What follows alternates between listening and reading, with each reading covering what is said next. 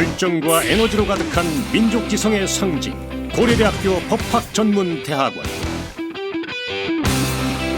110년이 넘는 전통과 각 분야의 우수한 교수진들, 법학관 본관, 신관, CJ 법학관, 배송도서관 등 학생들을 위한 완벽한 시설까지.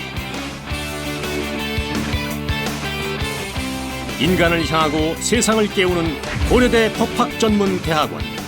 대한민국 최고의 법조인을 양성합니다. 목표를 향해 혼자 달려가는 것이 아닌 어려운 일을 도와주는 공동체 정신이야말로 고려대의 기본 가치이자 자랑입니다. 고려대학교 법학전문대학원은 용광로입니다. 고려대 로스쿨은 꼬리표입니다. 고려대 로스쿨은 명품 레시피입니다.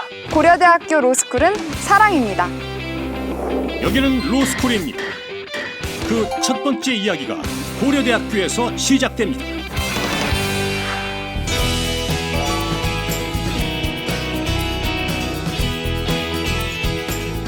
대한민국 예비 법조인들의 정의로운 꿈, 그리고 이들의 뜨거운 열정의 이야기와 함께합니다. 여기는 로스쿨입니다. 여기로. 안녕하세요. 저는 오늘 프로그램 진행을 맡은 배지원입니다. 반갑습니다. 네, 오늘 이 본격적인 시작에 앞서서 저희 프로그램 소개를 해드리자면요. 이렇게 전국의 법조인을 양성하는 이 로스쿨을 방문을 해서 이렇게 정의로운 청춘들을 만나보고요. 푸른 꿈을 갖고 계신 여러분들께 정말 도움이 될 만한 그런 강연을 함께하는 시간입니다. 이렇게 첫 시작으로 민족지성의 상징 고려대학교를 방문하게 된 점 큰 영광으로 생각이 들고요. 오늘 이 자리에 함께하신 학생분들도 오늘 꼭 유익한 시간이 되시기를 바라겠습니다. 자, 그럼 본격적으로 오늘 여기는 로스쿨, 여기로 시작을 해볼 텐데요. 시작에 앞서서 오늘 저와 함께할 분부터 소개를 해드려야 될 것 같습니다. 이분의 소개를 잠시 해드린다면 여러분이 질문할 것들이 많이 생각날 것 같은데요. 이 멋진 사회인을 꿈꾸는 이들의 넘버원 멘토 정철상 커리어 코치님을 소개합니다.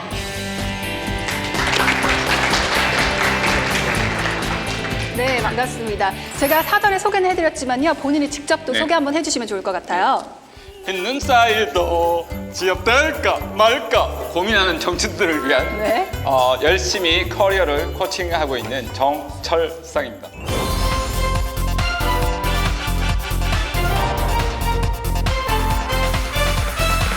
네, 반갑습니다. 네. 코치님, 교수님, 대표님부터 다양한 직함을 가지고 있는 걸로 알고 있고요. 이 커리어 코치라고 소개를 해주셨잖아요. 좀 생소하기도 하고 신선한 것 같기도 하고 정확히 어떤 건가요? 제가 직업을 한 10가지 정도 가지고 있습니다. 그래서 좀 덜 떨어지는 캐릭터 하나 하고요. 그래서 커리어 코칭을 하고 있는데 여러분 운동 코칭하고 요즘은 여성분들, 남성분들 다이어트 코치도 많이 하더라고요. 그렇죠. 그런데 실제로는 사실 취업이나 직업 선택이나 진로적인 측면에서 많은 사람들이 고민을 합니다. 그 측면에서 커리어를 어떻게 선택을 하고 어떻게 관리하고 어떻게 성장해야 되는지 안내하는 직업이 커리어 코치라고 볼 수 있겠습니다. 이 안내자 역할을 해준다 이렇게 얘기를 해주셨는데 그렇다면 젊은 세대들, 학생들을 상대로도 강의를 정말 많이 하실 것 같은데요. 주로 어떤 질문 많이 받으세요? 학생들이 이제 가장 많이 던지는 질문 중에 하나가 선택 고민입니다. 그래서 내가 어디를 선택해야 되는지 고려대학교 로스쿨을 가야 될지 또 다른 대학을 선택해야 될지 아니면 로스쿨을 계속 가야 될지 또 한편으로 의학 전문 대학원을 가야 될지 만약에 시험에 떨어진다면 어떻게 해야 되나 이런 선택에 대한 고민들 많고요. 그 다음에 이제 성격에 대한 고민들이 좀 많으세요. 공부를 하면서 이제 겪는 측면의 어려움이라든지 또 면접에서 어려움이라든지 직장 생활에서의 관계적인 측면에서 어려움이라든지 그런 부분에서 어떻게 해야 되는지 이런 고민들이 참 많습니다. 그런 고민에 대한 해답을 좀 제시해주는 역할을 해주고 계신 것 같은데요. 그렇다면 여기 계신 학생분들도 분명히 좀 질문이 있으실 것 같아요. 그래서 질문 있는 학생분들 손을 한번 들어주시면 저희가 한번 받아보도록 하겠습니다. 어떤 커리어를 쌓아야 될지, 요즘 사회에서 원하는 커리어를 어떻게 쌓아야 될지가 굉장히 궁금한데 그 부분에 대해서 좀 질문을 드리고 싶습니다. 취업을 준비를 해야 되는데 어떻게 해야 되나 스펙에 대한 문제들도 아마 있을 것 같아요. 근데 법학전문대학원 같은 경우에는 특수한 환경이어서 되게 또 다른 부분이 있어서 아마 가장 크게는 여러분이 이제 변호사나 검사나 판사로 가는 길이 있으실 거고 하나는 전혀 다른 커리어를 만약에 가게 될 때는 어떻게 해야 되나 이런 고민들이 있을 겁니다. 아무래도 전문성이 가장 여러분이 목적을 가지고 들어오셨기 때문에 시험을 이제 여러분이 학과의 어느 대학보다 더 충실하게 이행을 하셔야 될 것 같고요. 하지만 또 한편으로 여러분이 좋아하고 즐기는 잘할 수 있는 그런 일들이 무엇이 있을지 배제하지 않고 경험을 많이 쌓아가는 것들이 좋을 것 같습니다. 그래서 좀 다양한 경험, 다양한 열린 사고를 가지고 이런 활동을 봉사활동, 사회활동, 경제활동 그리고 개인적으로는 연애도 좀 많이 하시고 예, 좀 즐기고 재밌는 그런 활동 속에서 내가 어떤 삶에서 추구하는 가치가 뭘까에 대한 부분을 조금 더 본질적으로 고민하신다라면 좋지 않을까라는 생각이 들고요. 네. 그 과정에서 책을 좀 많이 읽어보시길 권합니다. 자기 탐색 작업을 거쳐야 되는데 이제 여러분이 원하시는 법학 전문 대학원 들어가기도 사실 상당히 어려운데 그럼요. 예, 막상 들어오면 고민이 있을 겁니다. 마찬가지로 여러분이 변호사가 되거나 또 한편으로 직장에서 좋은 커리어를 쌓더라도 고민이 있을 겁니다. 근데 그 속에서 내가 본질적으로 정말 좋아하는 게 뭔가, 내가 잘할 수 있는 게 뭔가라는 그런 탐색 작업을 많이 하셔야 되는데 그중에서 독서가 저는 가장 최고의 공부가 되지 않을까라는 생각이 들어서 부지런히 공부하시고 하시면 네. 좋은 기회가 있지 않을까 이런 생각이 듭니다. 네, 뭐 실질적인 경험을 통해서나 책을 통해서 네. 다양한 그런 경험을 좀 습득을 하는 게 좋다고 얘기를 해주신 것 같은데요. 자, 그렇다면 또 다른 질문 받아서 저희가 좀 답변을 들어보도록 할게요. 저 질문 있는데요. 혹시 커리어에도 트렌드라는 것이 있나요? 직업에도 많이 트렌드가 발생되는 것 같아요. 예전에는 사실 좋은 학벌에 계신 경우에는 취업에 대한 고민이 많이 없었습니다. 대표적인 게 서울대, 연대, 고대 같은 경우인데요. 서울대 같은 경우에는 특이하게 취업률이 올라가고 있습니다. 다른 대학은 취업률이 내려가고 있는데 올라가고 있다는 것은 그만큼 사법고시, 행정고시 여러 가지 고시나 대학의 이제 교수 진출이나 연구원 진출이 어려워져서 취업 현장으로 뛰어드는 그런 부분들도 있습니다.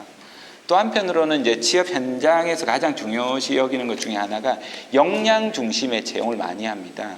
그래서 단순하게 어떤 쌓아놓은 스펙이 높아서 가는 것이 아니라 실제로 그 직무에서 일을 잘 수행해낼 수 있는가를 보고 국가에서도 이제 NCS라는 국가직무 역량 표준화 작업을 통해서도 역량을 좀 표준화해서 획일화된 교육이나 이런 부분을 좀 벗어나서 보다 실질적으로 일을 잘 해나갈 수 있도록 하자 이런 채용 분위기가 많이 변화해 나가고 있습니다. 그런데 아마 학생들 입장에서는 굉장히 좀 혼란스러우실 겁니다. 그렇죠.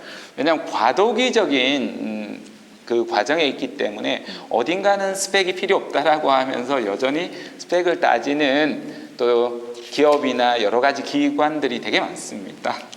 또 한편으로는 전혀 정말 없다라고 이렇게 하는 그 속에서 어떤 걸 지혜해야 되나 이런 갈등에 있는 게 또 지금 과도기적인 측면에서 고민하고 있는 부분이 아닐까 그런 생각이 듭니다. 네, 자 이렇게 코치님의 답변을 받아봤는데요. 어떻게 좀 답변이 되셨는지 모르겠습니다.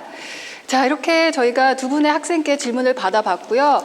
짧고 굵게 1분 코칭으로 답변까지 들어봤습니다. 그렇다면요, 저희는 좀 자리로 돌아가서 오늘 마련된 이야기들 하나씩 풀어보도록 하죠.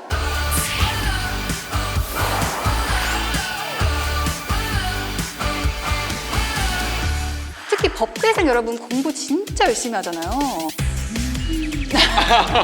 편견인가요? 그렇다고 해두죠. 네. 올챙이가 네. 따스한 물에 알을 낳습니까? 차가운 물에 알을 낳습니까? 차가운 물 아닌가요? 올챙이는 알을 낳지 않습니다. 오답입니다. 네, 오답이었습니다.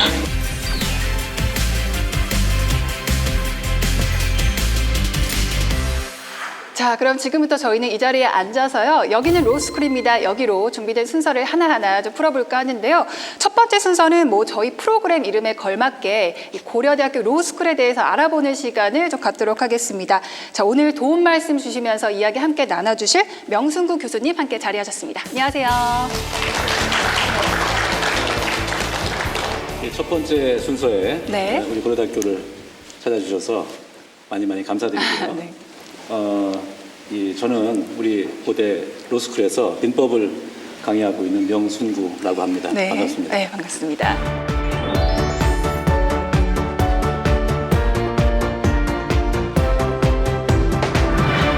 자, 오늘 저희가 이렇게 민족 지성의 상징 고려대학교 로스쿨을 방문했는데요. 뭐 고려대학교 하면 워낙 명문이지만 이 고려대학교 로스쿨만의 비전이나 역사에 대해서도 한번 들어봤으면 하네요. 네.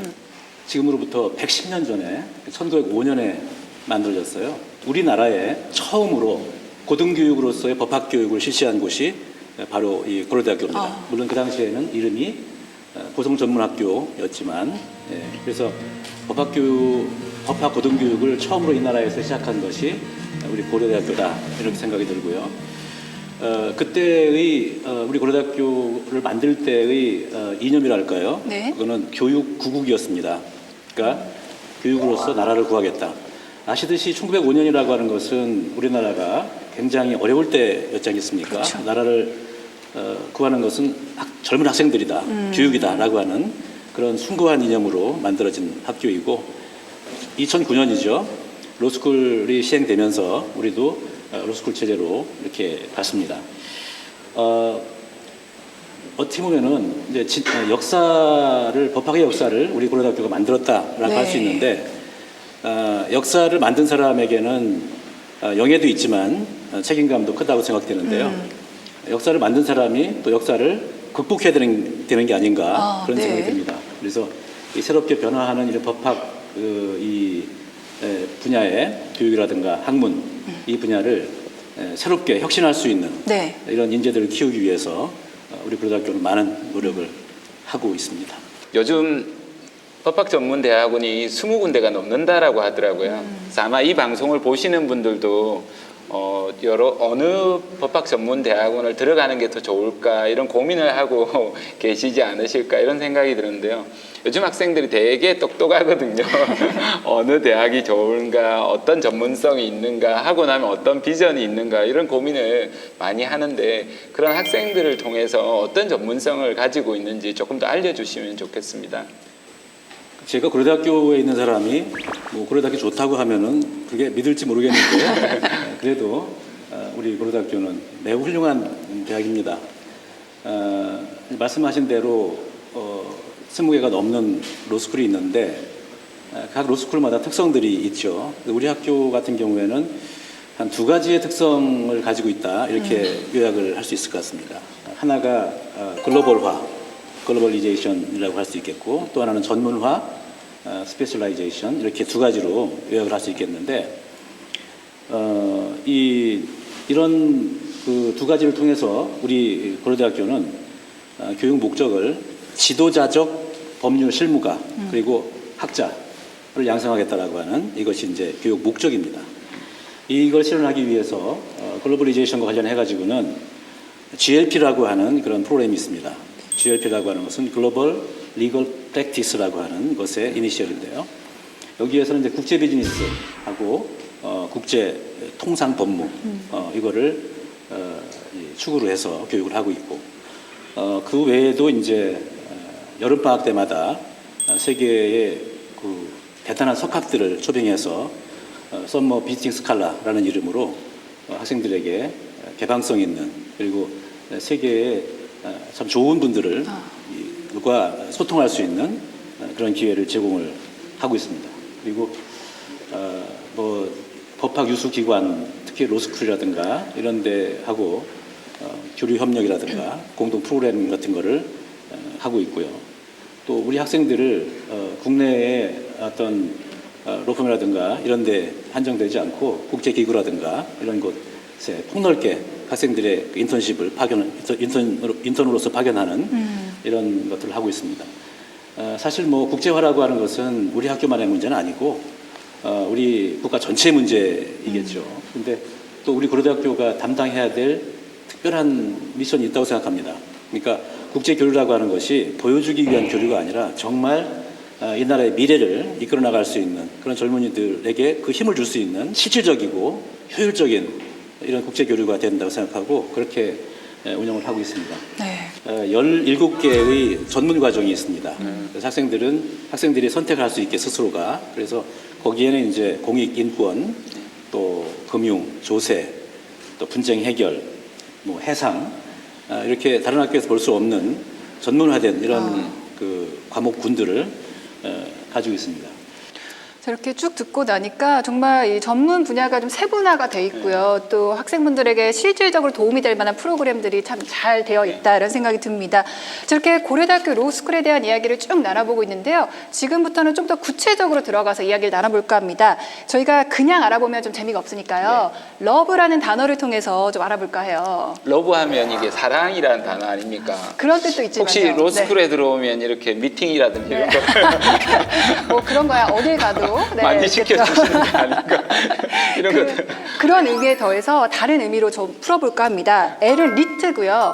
O는 opportunity, V는 발론티어, 그리고 E는 이모션 이렇게 네 가지로 나눠서 로스쿨에 대해서 알아볼까 합니다.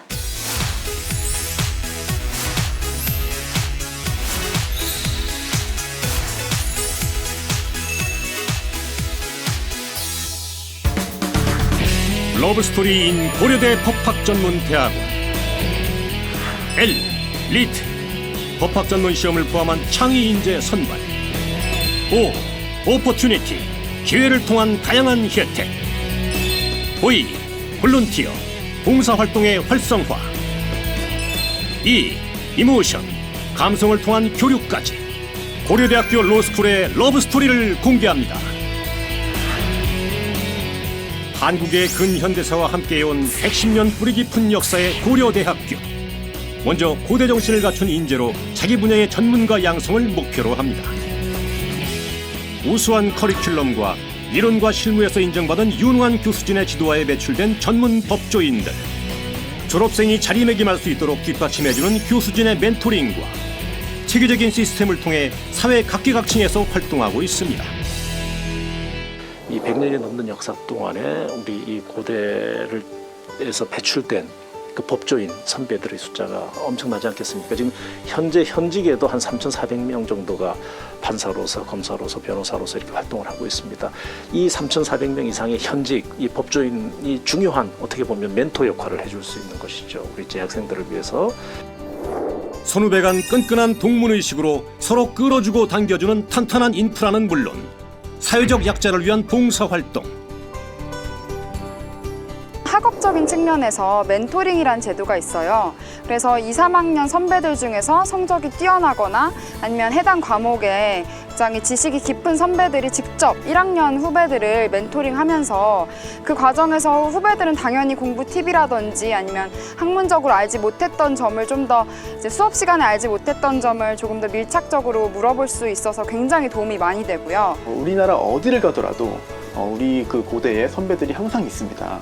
또한 선배나 동기나 후배들이 중요한 일을 하고 있고요. 그냥 존재하기만 하는 것이 아니라 우리 변호사들을 도와주기 위해서 항상 준비가 되어 있거든요. 앞으로 그 변호사 활동을 하면서 아주 엄청나게 큰 혜택을 볼 수 있고 큰 도움을 받을 수 있을 겁니다. 세계 어디에 견주어도 뒤떨어지지 않는 규모와 시설을 자랑하는 고려대학교 로스쿨. 적어도 이 공간이나 시설에 있어서는 타의 추종을 불허할 만한 다른 로스쿨이 갖지 못한 그런 어떤 큰 장점이 있는 것 같습니다. 국가와 인류 사회에 공헌하고 사회적 배려 정신을 중시하는 전문 지식의 양성소이자 소통의 장. 바로 고려대학교 법학전문대학원입니다. 학생들이 그 분야, 자기가 원하는 분야에 전문성을 갖출 수 있는 그런 시스템을 갖추고 있습니다. 그래서 인증제도라고 하는데요. 이 전문과정 인증제도가 우리 고대 로스쿨이 가지고 있는 다른 학교는 아직까지 갖추지 못한 굉장히 유니크한 어떤 그런 경쟁력 있는 그런 제도라고 할 수가 있습니다. 네, 그럼 먼저 이 대한민국 예비 법조인들을 위해서 이 법조인이 되기 위해 어떤 이 자격과 적성이 필요할지를 좀 들어보고 싶네요. 현재 로스쿨에 재학하고 있는 학생들에게는 이런 얘기죠. 좋은 법조인은 뭔가라고 하는 얘기인데 이거는 뭐 사람마다 다를 수 있겠습니다. 근데 제가 생각하기에는 한 3가지 정도를 저는 말씀드리고 싶어요. 하나는 뭐냐면은 공동 마인드라고 생각합니다. 그러니까 단순히 내가 살기 위해서 밥을 먹기 위해서 법학 공부를 한다. 이건 아니라고 하는 거죠. 네. 그럼 굉장히 사람이 추해질 수 있거든요. 그래서 사실 지금 아나운서께서 네. 그 러브라고 하는 네. 그 이니셜로 가지고 재미있게 말씀해 주셨는데 그렇게 뭐 그런 관점에서 얘기한다고 하면 글쎄요. 연애를 하는데 감정 없이 연애하는 거나 하고 네. 공공 마인드 없이 법률 공부를 하는 건 비슷하지 않나 그런 생각이 좀 듭니다. 거의 껍데기만 있다고 봐야 그렇습니다. 되겠네요. 아무도 네. 그 사람이 하는 일들을 존중하지 않을 거라고 생각합니다. 그렇죠. 네, 그래서 그 감정 없이 연애하는 거 그건 말이 안 되지 않습니까? 그럼요. 그런 면에서 보면은 역시 우리 법률가들에게 가장 필요한 그런 소양은 공공 마인드다. 네. 그리고 이 공공 마인드 속에는 아마도 사회적 약자에 대한 따뜻한 시선 이런 것도 중요하다고 생각합니다. 두 번째는 창의력인데요. 많은 사람들이 그런 얘기를 합니다. 법률을 하는 사람들은 창의력이 필요 없다. 그냥 뭐 여기저기 있는 법조문 다 이렇게 있는데 그것만 잘 찾으면 되는 게 아니냐 이렇게 생각할 수 있는데요. 법조문이 있으면 그거를 분석하고 네. 어떤 사람의 얘기가 있으면 그걸 또 분석하고 흡수하고 그래가지고 그것들을 자기에 맞게 자기 세계관에 맞게 잘 조합하는 능력 이것이 법률가에게 굉장히 필요하다. 그래서 저는 창의력이라고 하는 덕목도 매우 중요하다 네. 이렇게 생각이 됩니다. 세밀하고 균형적인 사고 마지막으로 세 번째 이걸 말씀드리고 싶은데 글쎄요 제가 우리 아나운서께 이렇게 한번 질문을 드려볼까요? 올챙이가 네. 따스한 물에 알을 낳습니까? 차가운 물에 알을 낳습니까? 차가운 물 아닌가요? 올챙이는 알을 낳지 않습니다. 오답이군요. 네, 오답이었습니다. 네. 오답이었습니다. 네. 우리가 대부분이 그렇습니다. 잘못된 질문을 하고 잘못된 트렌드가 있을 때 네. 그것이 정당한가에 대한 근본적인 판단 이 시작 다음에 그 다음에 이거 어떻게 될 것인가를 들어가야 되거든요. 그런데 질문을 하면 무조건 답을 씁니다. 네. 이게 아니라고 하는 거죠. 그래서 조금 더 냉철하게 그리고 세밀하게 분석을 하고 그거를 균형 감각 있게 정리하는 능력 굉장히 중요한 능력이다 이렇게 생각합니다. 그래서 이제 오늘 이 시간 이후로는 네. 올챙이가 알을 낳지 않습니다. 자, 근데 이제 이런 정도로 해서 우리 현재 우리 로스쿨에 이렇게 재학하고 있는 학생들에 대한 얘기를 했고요. 네. 관계되는 얘기도 하지만은 이제 로스쿨에 들어오고 싶은 학생에 대해서는 사실 이런 사람들 이런 것이 법조인이기 때문에 내 마음을 이렇게 가져가야 되겠죠. 어릴 때부터 사람 마음이 한꺼번에 맡기는 게 아니지 않습니까? 네, 그런 게 일단 중요한데 뭐 각 학교마다 어떤 입학 전형이 다르고 하지만 저희 학교 같은 경우에는 이제 학부 때 성적 그리고 영어 성적 리트 성적 뭐 이런 것들하고 맨 마지막에 면접을 합니다. 그래서 면접에서는 앞에 성적이 좋아도 면접에 떨어질 수가 있습니다. 몇 배수를 뽑기 때문에. 네. 네, 그래서 면접을 통해서 그 학생의 가슴과 눈조차 이 정말 괜찮은 건지 이렇게 거기까지 우리가 판단을 합니다. 네. 그 자신 있게 뭐 100명을 뽑았는데 다 눈빛이 불타올라야 됩니까? 아닙니다. 착해야 됩니다. 아까 말씀드렸잖아요. 따스한 사회를 보는 따스한 눈. 네. 예, 그게 좀 중요하다고 보거든요. 근데 그렇게 날카롭고 막 이글 타는 이런 젊은이들이 요즘 많습니다. 예. 근데 이게 그렇게 타다가도 마음이 이렇게 착해지고 그러면은 네. 속으로 가라앉잖아요. 우리는 그런 학생을 원하거든요. 근데 많아요. 우리 세상에 보면은 그런 학생들이. 우리 고대 지금 들어와 있는 학생들은 네. 다 그렇습니다. 보십시오. 눈빛이 지금 다들 힘들어하시는 것 같은데 어떻게 따뜻하게 지어야 될까? 그러니까 에너지가 넘치는 눈빛이었다가도 따뜻한 마음으로 또 따뜻한 네. 눈빛도 낼 줄 알아야 된다는 갈아탈 수 있어야 말씀인데요. 생각하고요. 네, 맞습니다. 와. 근데 물론 이제 고대 들어오기 위해서는 네. 뭐 좋은 성적 있어야 되겠죠. 근데 그렇게 선한 마음도 필요하다. 그리고 그렇게 돼야 좋은 법조인이 될 수 있고요. 네. 그다음에 이제 우수한 사람이 많이 들어왔으면 좋겠습니다. 사실은 우리나라가 이렇게 민주화와 산업화를 같이 이룬 굉장히 중요한 나라거든요, 세계사에서. 그렇죠. 근데 이렇게 되는 데 있어서 우리 법조인의 역할도 매우 컸다. 무슨 얘기냐면은 기본과 원칙이 잡히지 않고서는 갈 수 없는 길이었거든요. 그렇죠. 근데 그런 것들을 끝까지 그거를 지키기 위해서 노력한 이 법조의 힘이 있었다, 법학의 힘이 있었다, 이렇게 생각이 됩니다. 그래서 이 앞으로도 좋은 학생들이 많이 들어와서 이 나라가 훨씬 더 좋은 나라 될 수 있도록 이렇게 해줬으면 좋겠다는 생각이 들고요. 그다음에 이제 지금 로스쿨 준비하고 있는 학생들에게 이런 얘기도 좀 덧붙이고 싶습니다. 무슨 얘기냐면은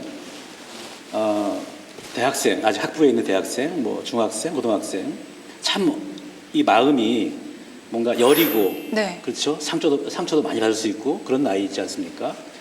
근데 우리 정 대표님께 제가 다시 한번 질문을 한번 드려볼게요. 네. 굉장히 많은 사람들을 만나고 다니시잖아요. 네, 그렇죠? 맞습니다. 근데 나무가 있는데 인공으로 만든 나무가 있고 네. 진짜 나무가 있거든요. 네네. 어떤 걸 가지고 구별하시겠어요? 만져봐야죠. 만져봐도 이게 요즘에는 워낙 그 소재가 좋기 때문에 정말요? 예, 그럴 수 있어요. 근데 만져보자 그냥 뭐 딱 봐도 알 수 있는 그런 방법이 저는 있다고 봅니다. 저는 그거를 지원하고 있어요. 바람이 흔들리지 않습니까? 뭐 인공으로 한 것들. 배 아나운서는 어떻게 생각하십니까? 고유의 나이테? 나이트는 잘라야 되잖아요. 아, 네. 보고 확인할 수 있는 방법. 냄새? 냄새 날 수도 있고 안 날 수도 있고 그거예요. 그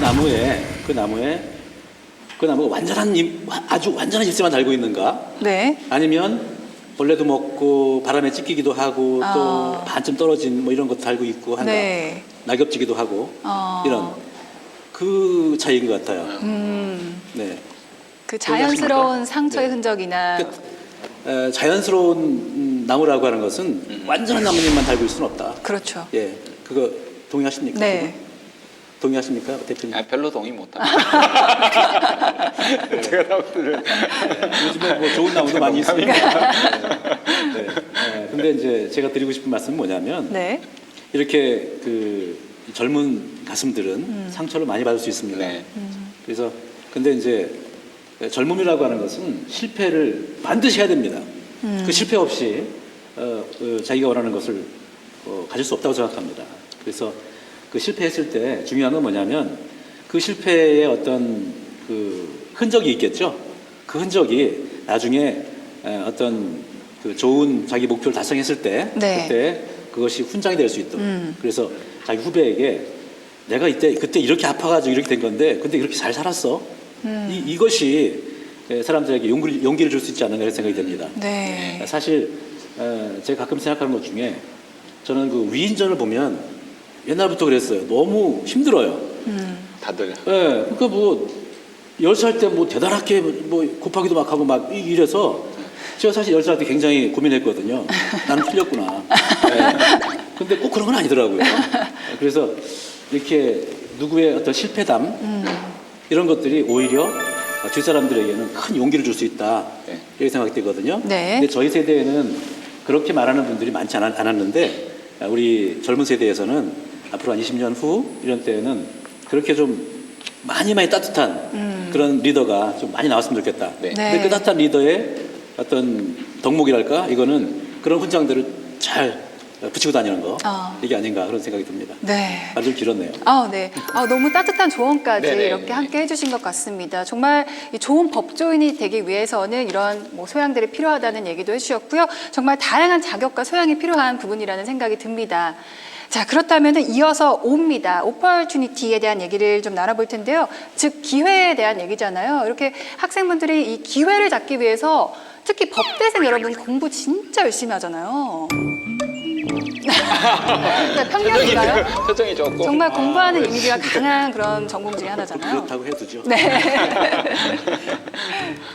그래서 기회에 대한 이 부분에 대한 답변도 좀 부탁드릴게요. 어떻게 보면 이제 고려대학교 로스쿨의 경쟁력이라고 표현할 수도 있을 것 같은데요. 한마디로 얘기하면은 뭐 최고의 시설, 또 최고의 사람들이 모인 공동체다. 저는 이렇게 생각을 합니다. 네. 그래서 이제 시설로 보면은 옛날에 만들어진 이 법학관 건물이 있고 또 2000년대에 들어와서 만들어진 법학관이 또 있고 또 CJ 법학관 이렇게 세 건물에다가 전문 도서관으로서의 법학도서관, 해송 법학도서관이 있어서 이 시설로 보면은 뭐 세계 어디 갖다 놔도 전혀 뒤지지 않는 그런 시설을 갖추고 있습니다. 시설이 좋고 사람이 안 좋으면 아무 의미가 없는 건데 네. 사람을 보면은 결국 학교라고 하는 것은 가르치고 배우고 하는 그런 관계인데 좋은 교수, 좋은 학생 이게 가장 중심이 되겠죠. 우리 고대법대의 출발이 1905년이라고 했는데 그때로부터 많은 좋은 교수님들이 계셨지만은 특히 이제 해방 연간에 1945년 그 연간에 이름이 고려대학교로 바뀌면서 우리 학교를 현재 우리 학교로 만든 이런 많은 분들이 계세요. 근데 그 중에는 우리 학교뿐만 아니라 대한민국을 만든 분도 계시죠. 예를 들어서 대한민국 헌법을 손수 기초하신 유진호 전 총장님 이런 분들이 우리 고대법대 교수셨고 또 건국 이후에 초대 대법원장을 하신 김병로 선생님도 마찬가지로 우리 고대에서 학생들을 가르쳤던 그런 분들이십니다. 근데 그 후에 그런 어떤 토양 위에서 좋은 교수님들이 계속 그 뒤를 이었고 또 학생들도 좋은 학생들이 계속 들어와서 우리 고려대학교가 아주 단단한 그런 모습을 이루었습니다. 그리고 이제 이 우리 학교의 특성 중에 하나가 학문과 실무의 조화, 전 이렇게 얘기 좀 하고 싶은데요. 그러니까 이 학문 없이는 좋은 실무를 할 수가 없거든요. 양분이 있어야 나무가 크듯이 학문적인 뒷받침 없이는 실무가 잘할 수가 없는데 그래서 저희 학교의 어떤 비전도 그렇고 미션도 그렇다고 생각합니다. 그래서 이제 우리가 지금 가지고 있는 이 CJ 법학관만 해도 반은 실무, 반은 연구 이런 식으로 구성되어 있다고 생각하면 됩니다. 예를 들어서 뭐 법률 상담소 같은 것들이 여기 위치해 있지만 반면에 또 균형을 맞춰서 법학연구원의 여러 연구센터가 위치해서 바로 이 건물에서 반반씩 그런 미션을 수행하고 있다 이렇게 생각이 들고요. 사람과의 관계에서 보면은 이제 교수와 학생 간의 이런 관계도 있지만 또 학생과 학생 간의 관계도 있지 않겠습니까? 그거를 뭐 수평 관계다 이렇게 표현할 수도 있겠는데 수평 관계로 본다 하더라도 대단하죠. 우리 고려대학교가 아시는 분은 아시겠지만 지나칠 정도로 서로 뭐 어깨동무하고 이런 면들이 있죠. 막걸리 아닙니까? 그 면에 대해서는 좀 그런데요. 막걸리도 먹습니다 우리가. 막걸리만 먹는 건 아니고요. 그래서 이제 그 수평적인 관계에 있어서도 우리가 멘토링 이건 뭐냐면은 로스쿨 학생 중에는 학부에서 법학을 전혀 하지 않은 학생도 있거든요. 그래서 선배들이 그 학생들을 초반에 이끌어주는 그런 멘토링이 활발하게 수평적으로 운영되고 있고 또 재학생들하고 또 이미 법조에 나가 있는 그런 선배들 계시지 않습니까? 그 학생들하고 이제 연결시켜 가지고 서로 소통하게 하는 그런 튜터링 프로그램 이런 것들이 이제 수평적인 그런 프로그램으로서 작동을 하고 있습니다. 뭐 이런 것들이 뭐 우리 고려대학교의 뭐 경쟁력이다 이렇게 보니까 그 안에서도 리걸 클리닉이라는 이런 프로그램도 있더라고요. 그래서 법률적인 걸 클리닉 해주시는 건가 어떤 건가를 설명을 조금 더 해주시면 좋겠다 그런 생각이 듭니다. 리걸 클리닉이라고 하는 것은 말 그대로 책에서만 배우는 이런 것이 아니라 뭔가를 하면서 배운다라고 생각하면 될 것 같아요. 그런 개념인데 공부한다라고 하는 것이 뭔가 배운 거를 한번 해보고 이렇구나 저렇구나라고 반성하고 또 책으로 돌아오는 것이 뭔가 또 공부에 관한 동력을 얻을 수 있겠죠. 뭐 그런 역할을 하는 것이 리걸 클리닉이다 이렇게 생각할 수 있는데 특히 우리 고려대학교의 리걸 클리닉은 CLEC라고 영어 이니셜로 이렇게 얘기를 하는데요. 대단한 기구로 성장을 했습니다. 얼마 안 됐는데 불구하고 그래서 이 산하에 우리 CLEC 산하에 기초 그리고 공익 전문 이 세 카테고리의 세부 클리닉이 또 있어요. 그래서 여기에서 이제 14개의 그 클리닉이 운영되고 있는데 여기에서는 이제 법률 상담 또 법률 서비스에 소외된 사람들에 대한 어떤 지원, 그다음에 이제 특히 국제 인권과 관련되는 이런 사항들 이런 것들 실제로 학교 안에 있는 게 아니라 학교 바깥에 있는 그런 일까지도 직접적으로 조직은 여기서 하고 있지만 여기서 돼 있지만은 일은 밖에서 여기서 할 게 없어요. 학교 안에서는 공부만 하는 거지 할 게 없거든요. 왜냐하면 학생들이 자기들끼리 싸우기를 합니까? 법적 문제 일어날 게 없어요. 그렇습니다. 예. 자, 이렇게 뭐 리갈 클리닉에 대한 설명까지 해서 고려대학교 로스쿨에 대한 경쟁력, 특장점에 대한 이야기를 들어봤습니다. 자, 계속해서 고려대학교 로스쿨에 대한 분석을 이어나가 볼까 하는데요. 다음 순서는 V, 발론티어에 대한 설명입니다. 뭐 정의를 지키는 예비 법조인이잖아요. 그렇기 때문에 사회활동이나 봉사활동도 많이 할 것 같은데요. 고려대학교 로스쿨 학생들은 어떤 봉사활동 주로 하나요? 봉사활동이 보통은 주택에는 이제 CLEC를 통해서 이루어진다 이렇게 이해하시면 될 것 같고요. 뭐 그 외에도 뭐 학생들끼리 운영하는 동아리라든가 네. 이런 활동도 있겠지만은 뭐 큰 축은 CLEC를 통해서 이루어진다 이렇게 할 수 있는데 그간에 뭐 몇 년 동안에 학생들이 빛나고 또 따뜻한 이런 활동을 많이 했는데 대표적인 거를 좀 예를 들면은 이 태안 기름 유출 사고가 있었죠. 네. 그 관련해 가지고 IOPC라고 있어요. 그게 뭐냐면은 이제 국제 유류 보상 오염 보상 기금인데 이거에 우리가 좀 더 기여를 더 해야 된다라고 네. 하는 이런 활동을 펴서 국회에서 법률이 통과되기도 했고요. 이런 활동을 해서 또 이 공익 변호사 모임의 위안이라고 하는 모임이 있는데 여기에서 뭐 태안에서 몇 년 전에 굉장히 불행한 사태가 있었죠. 네. 네. 그래서 그 유가족들에 대한 법률 지원이라든가 네. 이런 것들도 했고 또 국제적으로는 이제 그 미얀마의 해외 기업으로 진출하려고 하는 이런 기업에 여러 가지 그 서비스도 해줬고요. 또 태국 치앙마이 소재의 Earth Rights International이라고 하는 이런 기구와 함께 인권 활동을 또 수행을 했고요. 우리가 또 우리 관심사이기도 하고 또 국제적인 관심사이기도 하지만 북한의 인권 문제 네. 굉장히 어려운 문제죠. 이 부분에 대해서도 우리가 어떻게 접근해야 되는지에 대해서 이론적으로 연구를 하고 또 북한에서 이제 이주한 분들 네. 이분들도 참 어려운 문제가 많지 않겠습니까? 그래서 이분들이 우리 사회에 잘 정착할 수 있도록 법률 지원이라든가 또 경우에 따라 소송 업무가 있다고 하면 그것도 지원한다든가 이런 것들. 또 이제 그 우리 서울중앙지방법원하고 네. 연계하에 이 법원 연계형 조정기관으로서 조정 사건을 배당받아서 여러 사건을 처리한 바도 있고 그렇습니다. 어떻게 보면 재능 기부가 더 많다 이런 생각. 뭐 그러네요. 큰 차원을 보면 예, 예. 그렇다고 얘기할 수 있겠죠. 그렇습니다. 정말 뭐 최고의 지성에 걸맞는 고려대학교 로스쿨다운 그런 봉사활동을 참 네. 많이 하고 있다는 생각이 드는데요.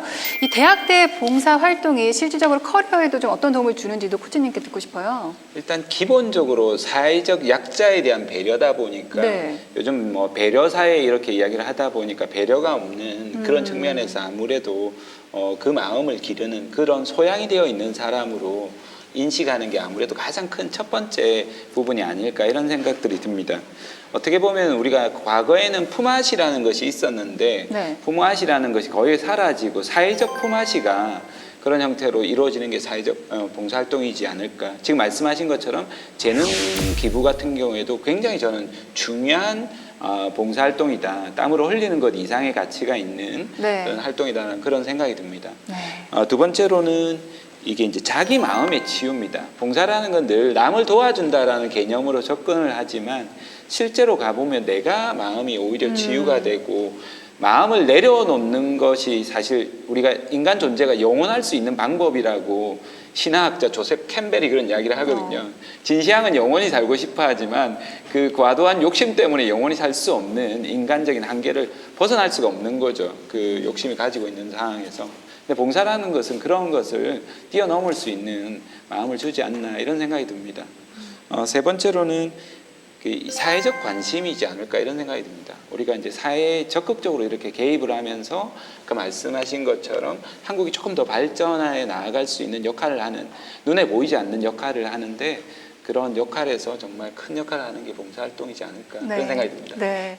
2달에 한 번씩 봉사팀이 모여서 아침에 출발을 해서 저녁 때 돌아오는데 한 50명 정도 같이 가게 돼요. 그래서 봄에는 내포마을이라고 그 사과 따는 과수원에 가서 다 같이 사과 딴다든가 겨울에는 다 같이 연탄 나르는 것도 있거든요. 그래서 법 쪽에서 일을 하면서 채우지 못했던 갈증 같은 거 함께 채우고 얘기도 나누고 하는 자리가 있습니다. 그래서 그때 통해서 많이 네트워크라고 할 수 있을까요? 선후배 간의 사랑을 좀 쌓는 경험을 하고 있습니다. 저 같은 경우에는 해상법 클리닉에 참여하면서 이제 굉장히 해상법 쪽으로 유명한 선장 출신의 교수님이랑 같이 인천 쪽으로 가서 배도 승선해보고 그리고 그 과정에서 어떤 쟁점이 있는지도 알아보고 뭐 그러면서 되게 실무적인 측면에서 많이 도움이 됐던 것 같습니다. 마지막으로 이입니다. 이모션, 즉 감성에 대한 이야기를 좀 나눠봐야 될 것 같은데요. 뭐 이렇게 고려대학교 로스쿨 학생들은 아무래도 공부에 좀 치중하는 면이 없지 않아 있기 때문에 이 감성에 대한 목마름이나 갈증도 좀 있지 않을까 이런 생각이 드네요. 네, 굉장히 좋은 지적이신 것 같습니다. 학생들하고 우리 교수들이 정말 같이 고민해야 되는 그런 문제로 생각이 되고요. 이게 또 우리 학교만의 문제는 아니고 네. 우리 전체 사회 문제인 것 같습니다. 그러니까 지금 우리 젊은이들이 정말 실력 있는 네. 이런 젊은이들이 굉장히 많죠. 정말 훌륭한데 근데 과연 우리 이 젊은 학생들이 행복한가?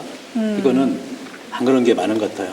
그것이 지금 아나운서께서 말씀하신 네. 그런 어떤 감성의 결핍 같은 거 그리고 우리가 교육제도라든가 이런 걸 통해서 얼마나 그걸 어루만졌는가 네. 이거는 우리가 반성할 문제라고 생각이 되고요. 그래서 저희 고려대학교는 특히 이런 문제에 대해서 관심이 많이 있습니다.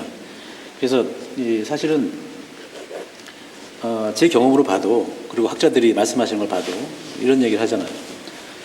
보통은 지성을 가지고 내가 옳으냐 그러냐를 가지고 막 논쟁을 하면 저 사람이 이길 것 같지 않습니까? 근데 그런 경우는 전혀 없지 않습니까? 대표님 그렇지 않습니까? 실제로 싸워도 항상 논리적으로 이긴 것 같아도 감성적으로 너 가만 안 둬. 그렇죠, 남아있죠. 그런 마음이 남아있죠, 앙금이. 그러니까 저 사람하고 내가 일을 하기 위해서는 처음에 마음이 잘 맞아야 된다는 얘기죠. 저 사람하고 감성적 소통이 있지 않으면 그 다음 스텝이 어렵다라고 하는 그거 많이 저도 느끼고 네. 또 그 관련 뭐 전공 분야에 계신 학자분들도 그런 말씀 많이 하시는 것 같아요. 굉장히 공감을 하는데 그래서 이제 우리 학교가 이제 그런 것들을 차차 실현하고 하려고 노력을 하고 있습니다. 근데 그 중에 하나가 그 VIA 유리스라고 하는 게 있어요. VIA 유리스라는 게 있는데 이름이 어려웠습니다. 라틴어인데 그거는 이제 법의 길 이렇게 번역할 수 있겠습니다. 네. 그러니까 이제 이렇게 저렇게 이제 사회에서 좋은 활동을 하고 계신 그런 분들을 네. 정기적으로 초빙을 해서 모든 학생들에게 그분의 삶을 나누는 이런 거를 계속 하고 있어요. 그게 비아 유리스 프로그램인데 근데 이제 사실은 이런 게 있지 않겠습니까? 우리가 많이 하는 말 중에도 사랑을 받아본 사람이 사랑할 줄 안다고 얘기를 하지 않습니까? 네. 그래서 아마도 우리 그 민족으로부터 많은 사랑을 받은 우리 고려대학교 학생들 사랑을 받은 기억이 있기 때문에 그 유전자 때문에 아마 더 큰 사랑을 베풀 수 있는 그런 사람을 성장할 수 있을 걸로 보고요. 네. 이 학교는 그런 것들을 많이 도와줘야 되는데 우리 학교 같은 경우에 이제 또 그런 프로그램으로서 얘기될 수 있는 것이 유니버시티 플러스라고 하는 프로그램이 있습니다. 그게 뭐냐면은 그 캐치프레이즈가 뭐냐면 공부도 잘하지만 네. 교양도 있고 그리고 매너도 깔끔한 그래서 그 프로그램에서는 설명 있는 음악회 네. 운영을 하고 또 패션 그 회사 분들을 초빙해서 옷 입는 법 다양하네요. 네, 신입생들 옷 입는 법 옷도 한 벌씩 재벌에 옷을 주는지 모르겠어요. 그다음에 와인 마시는 거 이런 거. 네, 그래서 모르겠어요. 어떤 분들은 고려대학교가 촌스러운 학교다라고 하는 그런 인상을 가지고 계신지 모르겠는데 아마 모르겠어요. 한 30년 전에는 어떨지 모르겠는데 지금은 이렇게 공부도 잘하지만 옷도 깔끔하게 입고 술도 아주 깔끔하게 먹는 중요하죠. 막걸리는 네. 가끔씩만. 네. 아까 말씀드렸지만 막걸리도 먹는 이런 학생들이고요. 또 이런 감성을 키울 수 있는 이런 프로그램들이 네. 그 외에도 우리 영원한 친구죠. 연세대학교하고의 1년마다 한 번씩 있는 경기가 있습니다. 네. 고연전이라고 하죠. 정기 고연전이라고. 저는 다른 말은 모르는데 정기 고연전에서 학생들이 또 네. 그런 열기를 통해서 마음을 좀 가라앉히고 이런 것도 있을 것 같고요. 어쨌든 우리 학교는 이렇게 이제 그 감성과 또 지성을 함께 자극할 수 있는 많은 토양이 있다라고 생각이 되고요. 네. 그다음에 이제 이런 토양 때문에 그간의 뭐 학생들 사이에서 또는 우리 학교를 크게 이끌었던 그런 선생님들이 남기신 굉장히 재미있고 유익한 어록들이 많이 있어요. 제가 좀 소개를 드리면은 네. 우선 우리 학교가 1905년에 만들어졌을 때 아까 교육으로서 나라를 구한다라고 예. 하는 교육구국이라는 말씀을 네. 드렸는데 굉장히 처절하지 않습니까? 네, 그렇죠. 막 눈물 날 정도의 내가 젊은이를 키워서 나라를 구하겠다라고 하는 그건 참 가슴이 벅찬 일인 것 같고요. 그 다음에 인천 김성수 선생님이 우리 학교를 이제 인수하시면서 그분이 내세운 캐치프레이즈가 또 있습니다. 그건 공선사후입니다. 그러니까 공적인 걸 먼저 하고 선사후. 사적인 걸 나중에 해라. 근데 이거를 또 패러디해서 어떤 사람들은 어디 여행 가면은 네. 공을 먼저 치고 사적인 일을 나중에 한다 이런 얘기 듣는데 공선사후. 네. 공적인 일을 먼저 한다라고 하는 네. 어찌 보면 굉장히 준엄한 명제라고 할 수 있고 이런 어떤 정신들이 우리 고려대학교를 이끌어왔다 이 생각이 듭니다. 네. 그다음에 이제 호랑이는 굶주려도 풀 먹지 않는다라고 하는 그런 기상 같은 것들 또 현실에 살지 말고 역사에 살아라라고 하는 총장을 지내셨던 김준엽 선생님의 네. 그런 말씀도 굉장히 묵직하게 생각이 듭니다. 네. 뭐 그런 것들입니다. 네. 자, 지금까지 고려대학교 로스쿨에 대한 정보를 LOVE, 러브를 통해서 알아봤는데요. 평소에 교수님께 좀 궁금한 점 있으신 학생분들 분명 있을 것 같거든요. 네, 좀 많으실 질문 것 같아요. 받아보는 시간 갖도록 하겠습니다. 손을 들어주시면요. 마이크 전달해 드릴게요. 질문 드리겠습니다. 법학전문대학원 제도가 도입된 지 이제 7년이 돼서 저희 이제 7기수의 학생들이 들어왔는데 교수님께서 보시기에는 이 법학전문대학원을 졸업한 후에 다른 사람과 그 졸업생들을 차별화시킬 수 있는 커리어에는 어떤 것이 있다고 생각하시는지 여쭙고 싶습니다. 굉장히 쉬운 질문 같은데요. 로스쿨을 졸업하지 않으면 법조인이 될 수 없지 않습니까? 그렇죠. 네.